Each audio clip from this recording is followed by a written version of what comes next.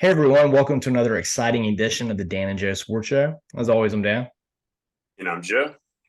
All right, Joe, we're coming off just the craziest NCAA tournament first couple of weeks we've ever had. We have a Final Four that's sitting there with only one blue blood, and that is UConn. Everyone else are complete, almost unknowns. San Diego State, FAU, and Miami, teams you never would have expected to be there. And Joe, on the subject of the one traditional power we have in this in UConn, they have a basketball player on their team, Jordan Hawkins, that has one of the great basketball nicknames I've ever heard. And his nickname is the Air Fryer. And let me tell you why he's called the Air Fryer, because it makes it even better. The reason he's the Air Fryer is because he heats up really quickly. I thought that was super clever. And Joe, that led me to think about basketball really does, they're on a next level when it comes to creating nicknames. I've never heard so many great nicknames in one sport as it is for basketball. And so that led me to our locker room talk discussion for tonight, the great nicknames in basketball history. Of course, our locker room talk is brought to you by our fine sponsor, Beach Ball Properties. Hunter from Beach Ball Have Properties is quite happy right now because before we even get to the Final Four, he won my NCAA tournament bracket. And that is, of course, with him picking Alabama to win, even though they did not win, and not getting a single Final Four team right. But this tournament has been so crazy, Joe, that Hunter was able to win without getting any Final Four teams right because no one got any Final Four teams right in it. I got UConn personally, so I did get one of the four. That's good. That's good, Joe. Yeah, I think that's probably the one that people who did get it right did get. I can't remember why I had UConn going out. Oh, I had them losing to UCLA in the Elite Eight because UCLA was my national championship team. That's right. Yep. So that's the reason I had UConn making it to the Elite Eight, but not the Final Four. Mm-hmm. So Joe, we got the Air Fryer with Jordan Hawkins from UConn because he heats up quickly. Well, of course, the standard one that we always want to talk about is Air Jordan, right? I mean, it's the logo. You see it everywhere. Michael Jordan's dunking. I remember when I went to space camp in Huntsville when I was a kid, and I got to see the Michael Jordan IMAX movie with him dunking and, hundreds of feet above my head. One of the coolest things I've ever seen. Yeah, I mean, that's just a nickname that, is synonymous with basketball, with Michael Jordan. It's the marketing that's even greater than the game that, took the NBA on a global stage in the 1990s. And it just kind of sets the stage for the rest of the list. That's right. And Joe, speaking of the 90s, I feel like that was the prime time for most of these nicknames we're going to go with. We talked about the Air Fryer. Here's one that unless you're like a real big 90s basketball fan, you probably might not remember him, but it kind of fits with the Fryer. How about the Flying Dutchman, and that would be Rick Smits.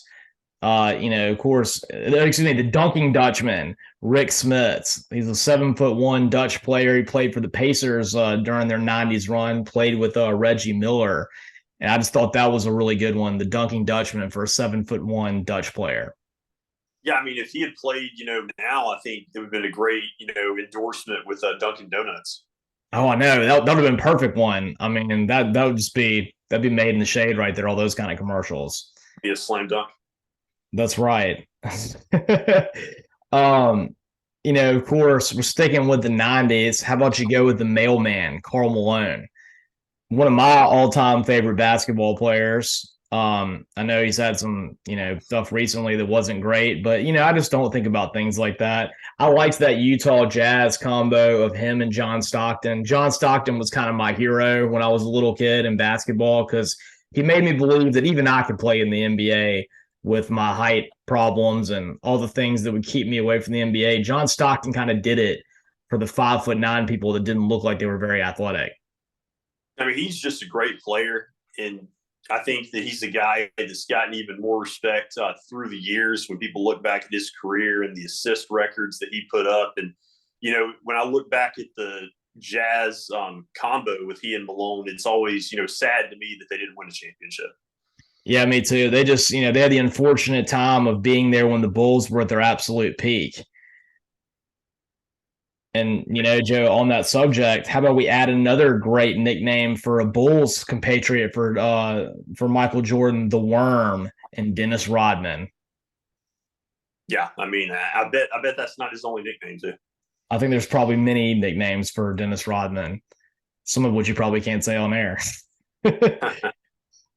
Sticking in the '90s, Joe, how about we talk about who's everyone's favorite college basketball player when it gets to March Madness time? And of course, if you're an Auburn fan, this is your favorite basketball player, the round mound of rebound himself, Sir Charles Barkley. He's got two different nicknames, so I mean that just shows you what level of an all-star Charles Barkley is, and an all-star personality when you get multiple nicknames.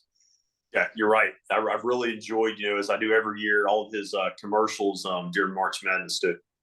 Yeah, the combo of him and Spike Lee and Sam Jones, I mean, and Samuel L. I don't know, I can't think of his name right now.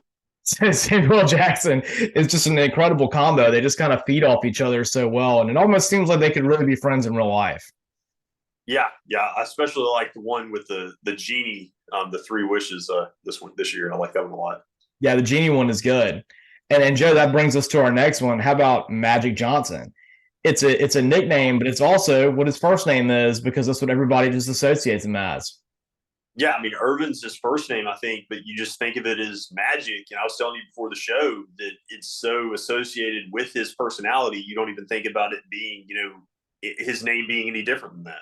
Yeah, I don't think you ever hear anyone say, well, Irvin Johnson, that was quite a great basketball player. No, they talk about Magic Johnson. Mm-hmm. You talk about, Michigan State basketball and their history of winning national championships. You talk about their 79 basketball team. It's not Irvin Johnson was leading, it was Magic Johnson. Right. Precisely. When you think of the Lakers, that's who it is. And Joe, I mean, basically you and I are kind of going through that entire series they had about the Bulls, because most of these nicknames were on there. How about we move on now to the Glove and Gary Payton, which one of my favorite basketball players. I always thought the Seattle Supersonics were kind of a cool team. Him and Sean Kemp. Sean Kemp could do so many awesome things dunking the ball.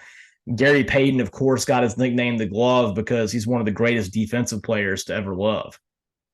Yeah, I mean, that was a phenomenal nickname. Great team that they had in Seattle, and it was always a travesty to me that they relocated. They went from being like the supersonic boom to the thunderous boom of OKC. But, it was great for OKC to have a team, but always hated, that there's no team in Seattle. Yeah, I don't know. It seemed like a good fan base, and it kind of made sense for them to have something up there. I mean, when you think about the Seahawks, they're always well attended, their games. You feel like the Mariners, even though they don't really do much, they're not very successful. It seems like it's always a pretty cool crowd there. So I'm kind of surprised that team relocated. Yeah, because, I mean, there's not much in the Pacific Northwest when it comes to pro sports teams outside of the Blazers. And so, yeah, I mean, you feel like the support was there. Absolutely. Joe, someone in the '90s who actually did win championships, not named the Bulls, they had a couple players that made this list. And we can start with Clyde the Glide Drexler. That was a really good one. And then also Hakeem the Dream Olajuwon. And Joe, what I thought made them so cool is not only did they play for the Houston Rockets together, they were also part of Phi Slamma Jamma for the Houston Cougars. They kind of get a double one, and they get a nickname involved when they were in college too. And that's just the nickname trifecta. Yeah, no, absolutely. I think that, really cool that they were able to team up in the pros and win a championship. And, lastly, I always feel like the great rivalry we don't hear enough about in the NBA was the Hakeem Olajuwon Patrick Ewing rivalry, since they also faced off in college too. That is true, yeah, because Ewing was able to get his one championship over the Cougars. And that's kind of Houston's like that one team that, you can make an argument that maybe they're the best college basketball program who's never won a national championship. Mm-hmm. And it seems like, of course, those Phi Slamma Jamma teams, you look at that, you're like Clyde Drexler, Hakeem Olajuwon, how do they not win one? And it's a good question. And then now this year, and we'll get to this in a little bit when we talk about it, they had everything open up for them. This year you had the Final Four in Houston, and it all kind of seemed like it was set up for them to finally get it done. With so many teams going out, they're really good, grinded out defensive style. But actually having some good veteran leadership on the offensive side with players like Marcus Sasser, and yet they still don't win the championship. Yeah, I mean, at some point, it's almost like it's just not meant to be, unfortunately. That's right. And Joe, stepping outside of the 90s for a minute, we do actually have some good nicknames for some, a little bit more current basketball players. We're moving into the 2000s. Of course, you have the Truth and Paul Pierce, and you mix that in with the Answer, that of course being well, I can't think of his name right now. It'd be the practice guy, Allen Iverson. Yep, talking about practice. Probably should have practiced that before I said it. Yeah, I mean, those are two, great players in 2000s, and really, to me, two of the, my favorite players to watch.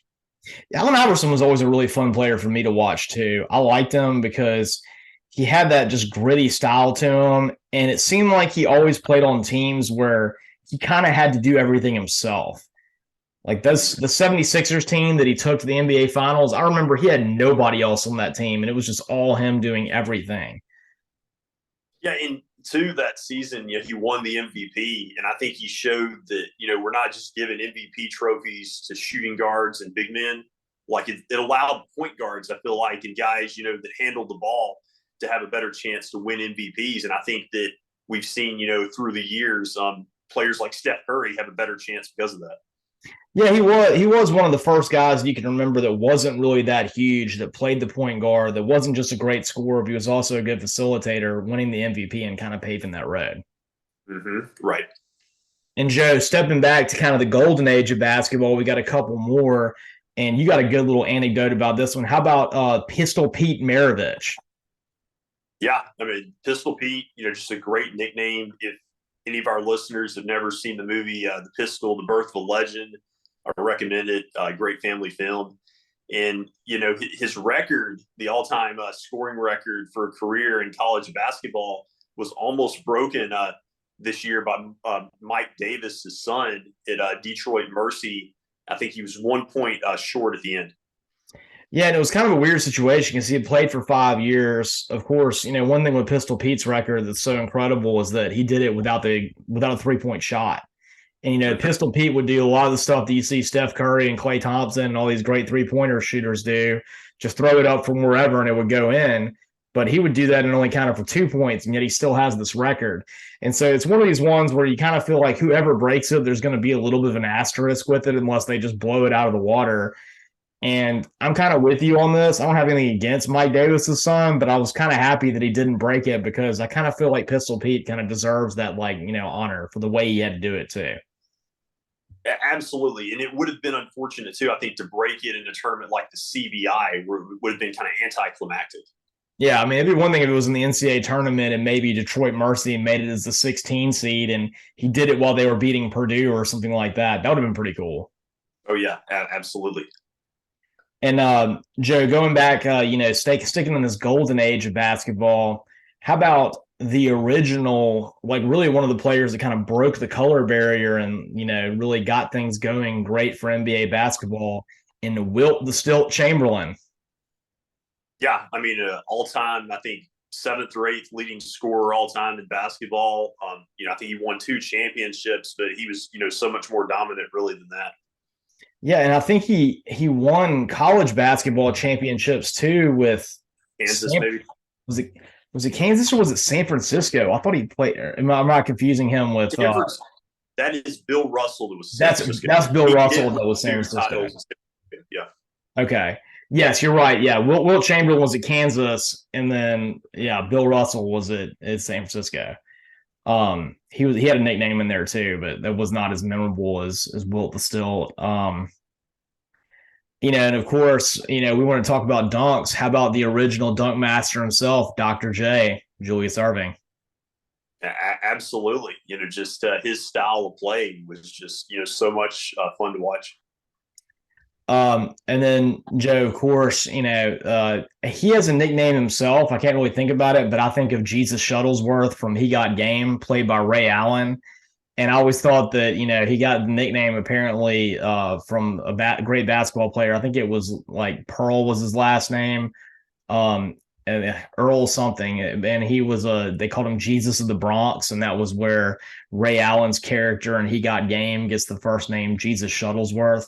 Really one of my all-time favorite movies. If you've never seen it before, really fantastic. And going back to what we said earlier, it's a Spike Lee movie, so you get the Spike Lee connection to March Madness, and I always kind of like the nickname Jesus right there. Mm-hmm. Right. Yeah, that's true. Spike Lee. Mm-hmm.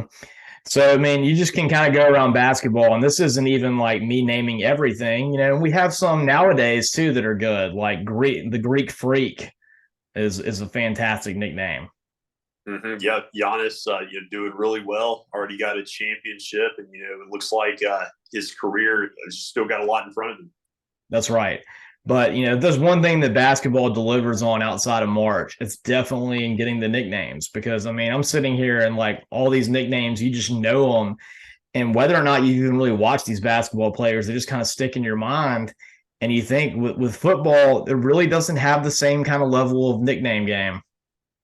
Well, yeah, the thing about it, is that a lot of the nicknames in basketball are so culturally recognizable, to just people that don't even watch it. They've heard of Magic, they've heard of, Air Jordan, like those are icons of the culture. That's right. The human highlight reel and Dominique Wilkins. I mean, you can just go on and on with how many great nicknames you have in basketball. Mm-hmm. Right.